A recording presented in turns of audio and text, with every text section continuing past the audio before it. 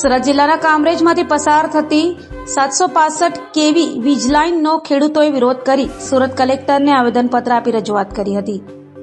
સુરત જિલ્લામાંથી પસાર થતી 765 કેવી વીજ લાઇનનો ખેડૂતો વિરોધ કરી રહ્યા છે। કલેક્ટર દ્વારા ખેડૂતોને રજૂઆત કરવા માટે નોટિસ આપી છે અને કલેક્ટર દ્વારા 5 થી 10 ખેડૂતોને અલગ અલગ નોટિસ આપી રજૂઆત કરવા માટે બોલાવવામાં આવી રહ્યા હોવાનો ખેડૂતોનો આક્ષેપ કર્યો છે। ત્યારે ગુરુવારે મોટી સંખ્યામાં કામરેજ વલથાણના ખેડૂતો કલેક્ટર ઓફિસ ખાતે રજૂઆત કરવા માટે ભેગા થયા હતા। ખેડૂતોની એક જ માંગ છે કે મહામૂલી જમીનમાંથી વીજ લાઇન અને થાંભલા પસાર થતા ખેડૂતોની જમીનને મોટું નુકસાન થઈ રહ્યું છે।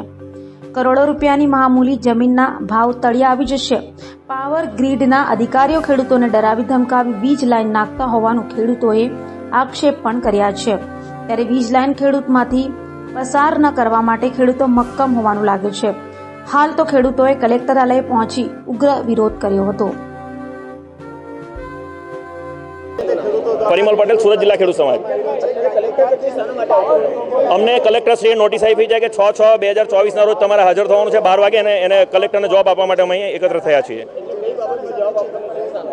સુરત જિલ્લામાંથી પાવર ગ્રીડના અધિકારીઓ દ્વારા 765 કેવીની જે લાઇનનું ઇન્સ્ટોલેશન ચાલે છે એ ખેડૂતોની ઈચ્છા વિરુદ્ધ ખેડૂતો સાથે બળજબરી કરી અને ધાક ધમકી આપી પોલીસની હાજરીમાં કેસ કરવાની ધમકી આપીને જે કામો કરાવવામાં આવ્યા છે એના લીધે સમગ્ર સુરત જિલ્લાના ખેડૂતોમાં બહુ મોટો ઉગ્ર રોષ છે અને સમગ્ર ખેડૂતોએ નક્કી કર્યું છે કે આમાંથી એક પણ માણસને નોટિસ મળશે તો આખો સુરત જિલ્લા ખેડૂત સમાજ એની સાથે ઊભો રહેશે અને કોઈ માણસને એકલો નહીં પડવા દઈએ। તમારે પોલીસ કેસ કરવો હોય તો અમારા 5000 માણસો પર કરો, તમારે ડરાવવા હોય ધમકાવવા હોય તો અમને 5000 માણસને ધમકાવો। તમે કાયદા વિરુદ્ધ કોઈ પણ ધાક ધમકી આપીને અમારા ખેતરોમાં કામ કરી શકશો નહીં।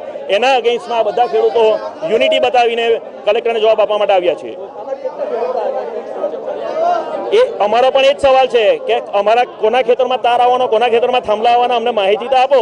તમે જે સવાલ પૂછ્યો એ જ સવાલ અમે પાવર ગ્રીડને પૂછીએ છીએ પણ અમને કોઈ જવાબ એ લોકો દ્વારા આપવામાં આવ્યો નથી।